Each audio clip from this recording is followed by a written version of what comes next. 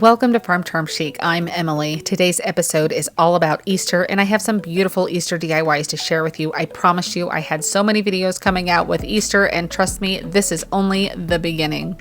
If you like crafting, DIYs, dupes, hacks, thrift flips, or just creating in general, I would love if you would consider subscribing. If you do like any of today's projects, remember to hit that thumbs up. But let's go make some DIYs.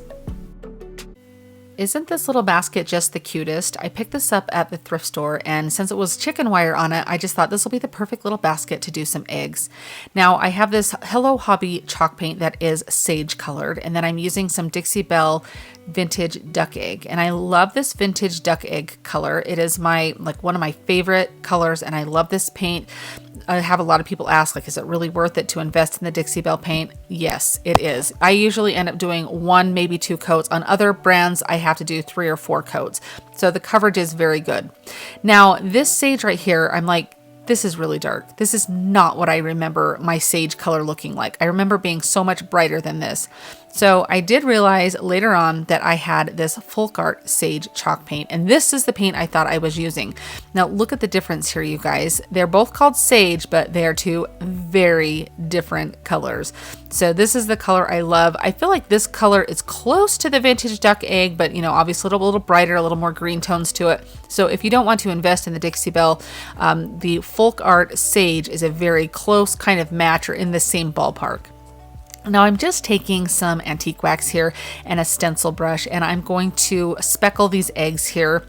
And if you have a toothbrush or like a wire brush or something really stiff bristles on it, that's probably the better route to go. This still did have a little bit stiffer bristles than just a normal brush, but it took a little bit more effort than I would have liked to have gotten the speckles on here. I love the color of these eggs. We've had chickens before that have laid eggs in this kind of colors, and these totally look like eggs we would have gotten from them. Now, while the antique wax was still wet, I came in and I sprayed them with a little bit of water. I'm not sure I would do this again. I was kind of just going for like a vintage. I saw a picture on Pinterest with some eggs that looked like maybe that's what they had done. So I did that, just kind of made the little specks kind of run and kind of things on there, which is kind of the look I was going for, but it definitely is not necessary.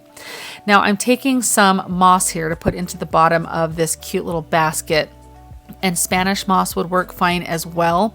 However, as I place this in here and I go to lift this up, I'm like, oh, that moss is getting everywhere because the bottom of this basket is totally open. So I just am cutting some craft paper here, and then I'm just kind of using my craft stick here to press it down into the bottom. It's kind of just really just making it stick firm to those like the chicken wire, and that way when I put this in, it's not going to come out of the bottom. Now it could possibly still come out of the sides a little bit because those I left open, but the bottom is completely covered with that craft paper. So now that my eggs are dried, I'm just going to arrange them here in this cute little basket, and I have 3 of one color and 2 of another. I don't know that 6 eggs would have fit very comfortably in here. Usually you see eggs in like 6 or 12, I know. I felt like 4 was too few though. When I was kind of testing this out, I was like, I don't love that. So I went with 5, and this is how I arranged them. So I probably could have had another one and set on the top there, but I didn't have another blank egg to paint. So I kind of just went with what I had. I did grab a little bit of Spanish moss to tuck in between the eggs to kind of fill in that little like empty gaps there. I really do feel like the Spanish moss looks like a nest, and so I felt like it kind of worked with the eggs here, so it's just being tucked in. So totally optional, but it really did just kind of add another textural element to it. Now I thought it would be fun to make a little tag to go on here that said eggs, and so I'm just taking a tag. I buy these just in packages like at the craft store, but you could cut them out of paper. You could, make your own, but I'm just aging it. So I'm just wrinkling it. You can kind of see with my nails, I'm kind of just bending it, going back and forth. I just want to have like a very weathered look. Like maybe this egg basket has been used for years and this tag has been on there for years, and they just fill it with fresh eggs every day. You guys know I love to make up stories behind my projects. It really kind of helps you decide where you want to take your project. Now this is some aging ink here, or distressing ink. I think it's Tim Holtz, I think is the brand on it. And I did just buy this at JoAnns, but they have a whole line of it at Michael's and at Hobby Lobby. And so it's kind of fun to use. Now you're supposed to use that little dauber to do this, but honestly, I feel like I get a better covering with to my liking if I just spread the ink directly onto my surface like I am here. So just know that you do have the option to use that little dauber. It comes with some little like ends that you can take off so you can use the different colors. Now I've got this all like it's tea stained almost, and I'm going to go over with a darker color, and you can kind of see that all of those little ridges of the creases that we made, it's going to pick up this darker color, and I'm just lightly spreading this over the tag, and that's going to make all of those little wrinkles show up. Now these are from Dollar Tree, and I've had these for quite some time and I've never used them. But it's just some rub-on transfers with some different letters. And so I thought, well, I've got the whole alphabet here. It'll be kind of fun to try this. So you just do it one letter at a time, and then you just kind of scratch it off. I've even seen people use a pencil and they color over the letter with the pencil on the backside, and that transfers it. I'm just using like my little rubbing stick that I have here, like a craft stick would work fine. And then you just want to keep it in place and lift it up. Make sure that you've got your whole thing transferred there before you totally lift it off. And so I just go through and I got the E there, and I do 2 G's and then another S. Make sure when you're doing an alphabet though that you have enough letters. I panicked for a minute going, wait, I need another G, but there is 2 sets of alphabets on this particular rub-on transfer.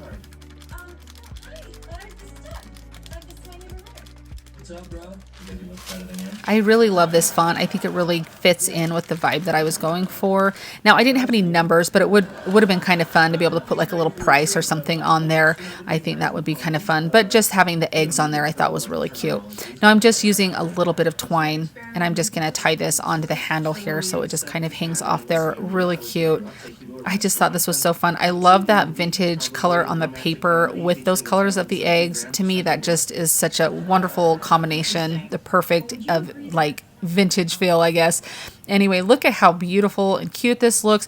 This truly is something you could leave out year round. I mean, yes, I made it for Easter and I'm calling it an Easter DIY, but honestly, in your kitchen, on a shelf, like in your China hutch or something, this is something that could stay out year round, and I think it's absolutely beautiful. Did you guys like how this one turned out?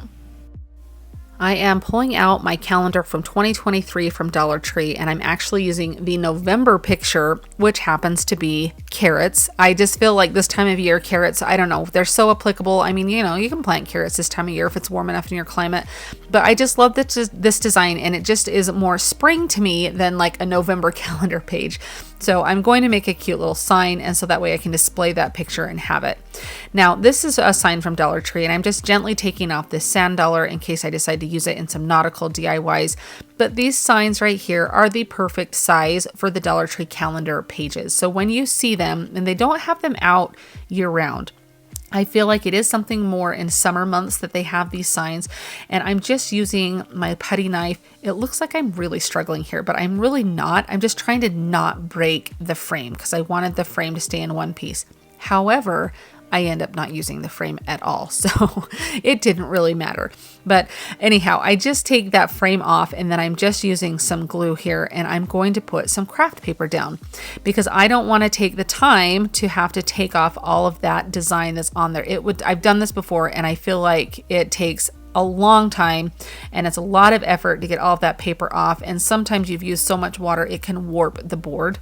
So what I'm going to do is place down some craft paper on the glue here, and then you'll just kind of see here, I just get my brayer and make sure that that is well pressed into that design, and then I'm just going to go through and cut off any of the excess edges and also sand them. This way I didn't have to measure the paper a whole ton. I could just kind of glue it, set it down, and go.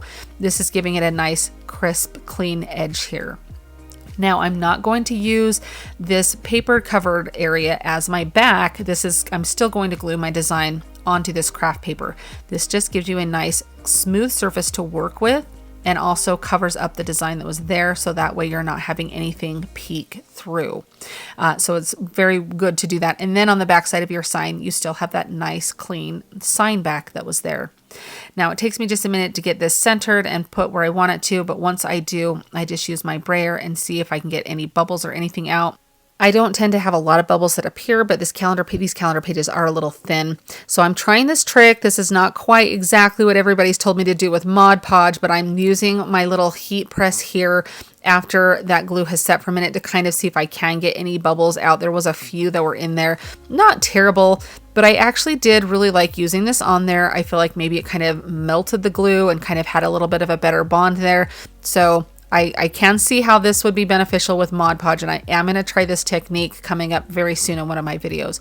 Now, I did just paint a little bit where that hole was from the original calendar page there, so it just blended right in. And now I'm just looking for where the holes were on the sign, so that way I can add a hanger on this. Now, you wouldn't have to add a hanger on this. You have it covered up if you want to have it another way, or if you want to. It was very hard to come up with a way to make a frame around this because it was going to cover the fresh and the carrots. So that is ultimately why I decided not to put the frame back on here, is it was going to cover that, and I did not like the way that that looked. Now I'm taking a little bit of thicker twine. I just buy this at Walmart, and I just put a little painting tape on the edge to give it almost like a needle, so that way it can come through the holes easily, and it's just really nice to have that on there. You can see I'm just going to grab my pliers and pull that through. It comes right through. And then I'm going to just tie this off in a couple of knots on the side. I decided to have the knots on the front. I thought that added like a little nice rustic farmhouse touch to it. And so I just do like a double knot on each side here.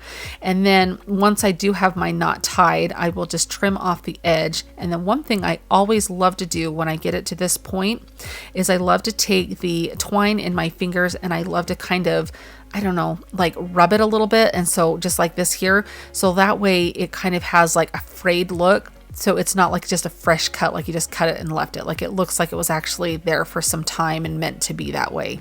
And then I just do the exact same thing on the other side here. But I mean, for a Dollar Tree calendar page, this is such an easy hack, and you have such a beautiful sign to hang. I absolutely love this. I have seen signs using these pages like this at vintage market days that people are asking like $25 for, you guys, and they're selling them at that price. So definitely something to think about if you're a craft seller, but definitely something to try if you're just wanting some beautiful like pictures in your home or in your decor. These calendar pages are a great way to go. This is such a fun project, and you just use one of these planks from Dollar Tree, one of these signs, and you just cut them down to be about 3 inches a piece. And depending on the length of your sign, the one that I got, I was able to get 6 of these little pieces per one that I cut. So I'm just showing you that you just spray, if you want the paper off, you just spray a little bit of water on there, and you just kind of work with it. I had to use a putty knife to scrape it a little bit to help get that cleared off. You can see my other 2 up in the corner there. That was from a separate sign, and the design peeled off, but it left a little bit of residue behind. That's fine because I'm going to cover them with a design. Now I have used these prints right here in an Easter banner that I made, and I love that banner so much, and I think these designs are so beautiful, and it's so fun to be able to take some images that maybe you purchased, and rather than just have a one use for them, now I have another Easter DIY that I can tie in with that. So I'm just going to be like a really messy coat on the edge of these, just a dry kind of brush, just sparse, just so it looks like these are just old pieces of scrap painted wood or something that you've had around. I do really like the feel of the kind of painted edges here, the really sparsely painted edges. I think that really does look nice, but you can just leave them the plain color that is on there, as you know, just make sure all the sides are cohesive there. So just really quickly, I go through on all of these pieces, and I do this before I put the paper on. Now this is printed on cardstock, and I printed this using my inkjet printer. Anybody can do this if you have an inkjet printer at home. And I love using this purple Elmer school glue for these projects. If you're a fan of Mod Podge and that works for you, definitely do that, because that would also work.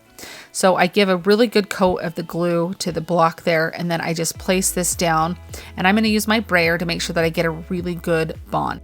Now I made sure to print out 2 of each of these designs, so that way I could have one for the front and one for the back. Now you could easily take these and make them with one design on the front, and then have something like, this is Easter, you could put summer on the other side, or spring, or 4th of July, whatever you wanted to do. That way you could flip these around if you had them on a tiered tray and use them for multiple times rather than setting them away, especially if they were like on a shelf somewhere that you were using just in your decor, because they're so perfect as a little shelf sitter. Then you could just flip it around for the next season or something like that. So they're very versatile, and this is a DIY DIY that you can use for like any season, anytime, any holiday. It's so fun to do and have these here. So one thing you do want to make sure when you're doing them on the front and on the back is you just want to make sure that you glue them so they're both the same direction. And I mean that if you were to see it from the back side, that it's not upside down. I might be speaking from experience here and have glued one. So I'm just showing you, I'm double checking that one going, oh good, I got it the right direction. But again, the same process for all of these. It's just a little bit of glue. You're going to place your picture down, make sure it's the correct direction. And then I do always just make sure to use my brayer just to get a really good bond there. I feel like that just works really well. But if you have something else that you like to use, go ahead and do that.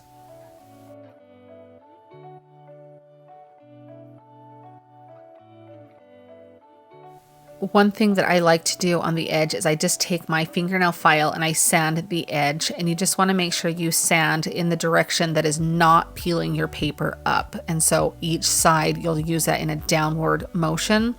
This is going to give you that nice, crisp, clean edge. If you have another way to do this that you like to get your edges done, perfect. But I really love using that fingernail file. It really does give you that. It looks like it's customized. Plus around the corners of the paper, I like to sand just a little bit, and that way you get a nice little rustic edge to it. I'm just using a little bit of Waverly's antiquing wax right here, and I am just taking my just like a baby wipe or a paper towel or something, and I'm just rubbing this onto the edge. The edge of that paper where you sanded that will soak that up really well and give this a nice finished look. This is totally optional. However, I feel like it does finish this project off very nicely and make it look a little bit more like it's not just paper onto a block.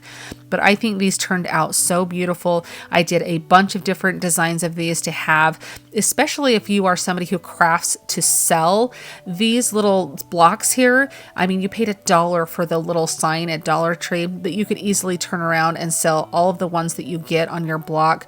Maybe if you sold them in a set, you could sell it for like $15 to $20. I mean, that is a great return on your money there. But I just think they're a perfect little item to have just as a decor piece. What did you guys think of these? Did you like them? I found this darling pick at Hobby Lobby. There's actually 2 picks here, and I'll show you kind of what I mean by that in a minute. But I also have this little tin from Dollar Tree. This is the cutest little tin. It's just this plain silver, and it has this darling little handle. It's bigger than the tins in the wedding section, yet smaller than kind of their normal seasonal tins. And last year I purchased some Easter graphics that look like these like vintage Easter labels on Etsy. I'll leave the link to the store in my description box, but I just printed them out with my inkjet printer on just sticker paper that I picked up at the craft store. And I'm just going to cut one of these out because I thought it would be rather plain to leave the bucket, the little pail, like its plain color. And I really wanted to have something else on here to kind of make it definitely Easter.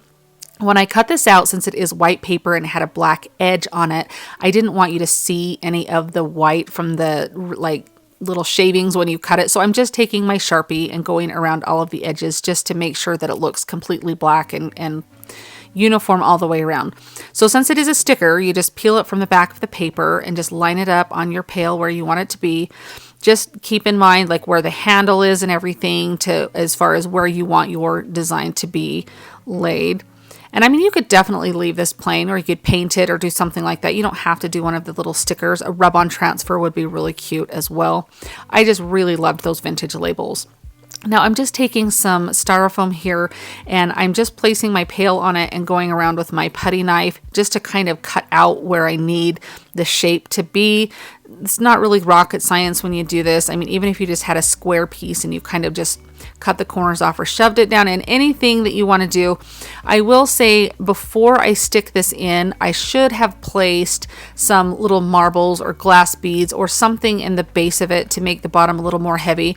It's not going to tip over or anything, but you definitely, when you pick it up, can feel that there's not a lot of like weight to it. And so I would recommend doing that. See right here, I should have done this before I put this styrofoam in right here. But I mean, it still works out okay. Just learn from my advice, I guess. So anyhow, I stick that styrofoam in and get it pushed down. You want it to be just a little bit below the lip of the pail. And then I'm sticking this pick in, and I'm realizing I don't love the height of it. So I'm just going to cut it down here, and I'm just using my little pliers here, my little cutters, snippers, whatever you want to call them. But I just kind of cut it down to where I think, and then place that in to make sure that I have it the height that I want it. I just really thought this was so fun and Eastery, but it needed a little something extra. So I found this pick as well, just in the floral section, and it had these, I don't even know what this is. So if you know what this is, let me know. And maybe it said, and I just forgot to look. I just really like the look of these little fluffy little flowers that are all on here. I'm not really even sure how to describe them, but I do just want to show just a moment these cutters that I have that are so great to work with thicker wires here. You can kind of see where the tension is on those. I get asked about these all the time, and I just picked them up at my hardware store like at Lowe's or Home Depot, but they work really well, especially if you don't have a lot of strength in your hands to use just like traditional pliers. They work wonders. Now I stick these little pieces of this other pick that I have in here, and I felt like that just kind of added a little more fullness. I really like the texture that it added and that little pop of yellow. I know that it had a little bit of yellow already in there, but it really just kind of makes it look a little more happy in my opinion. But I want these to fit on here well and not fall off. And so I'm just going to kind of make a space in the pick to glue them with a little hot glue. You can kind of see here, I'm going to bend down some of these little berries that are on here. And I have that other pick in there with those little yellow flowers. And I just do a little bit of hot glue. Now this does take just a minute because you want to hold it in place until that hot glue dries mostly all the way. So I'm just going to sit there and hold that with my fingers, pinch it. If you need to wear some finger protectors, definitely do that. And then I'll just bend those back up in place. And then to cover, since they had a little bit of a different color of, it'd probably be fine to leave it like this, but the little stems were a different color. So I'm taking just some floral foam, or not floral foam, some floral tape, sorry. And I just got this off of the little piece that I cut off the end. I was able to just kind of snip that and unravel it. But you could cover the whole thing with a new type of floral tape just so it matches. And this is just going to give it a little more security, make it look a little bit more cohesive, because I really do just like how this all looks together here with those extra little flowers in there. So I'm just going to place this down into the hole that I created in the styrofoam there and get it positioned the exact height that I want it to be. And then since we placed that styrofoam down just a little bit below the edge of the pail, I'm going to put some hot glue on that, and I'm going to use just some grass or some moss here. Spanish moss would be really fun. This is just some like traditional, like, I don't even know what this moss is called. It's not reindeer moss, I just think it's like regular moss. I don't know, but it does shed a little bit. So you just want to be careful in the area that you're using it because it does kind of get everywhere. I've heard some people say to spray some hairspray on it after you get it set, so that way it creates less shedding. If you have any ideas or thoughts on that, definitely let me know down in the comments.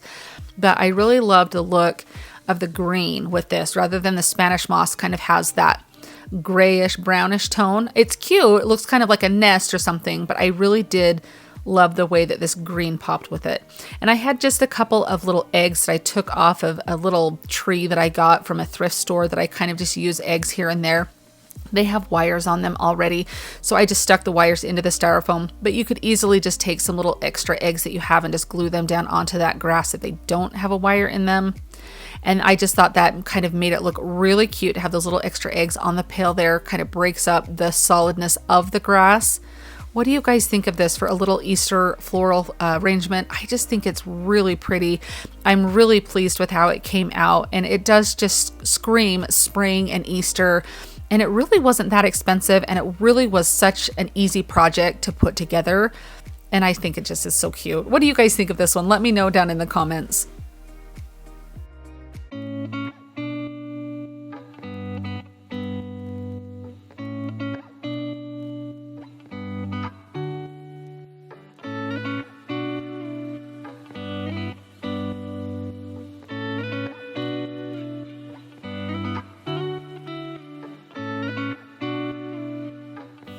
I truly love the way that each one of these DIYs came out. They are all so fun and so simple. I feel like anybody could truly sit down and make one of these DIYs and be very happy with the outcome.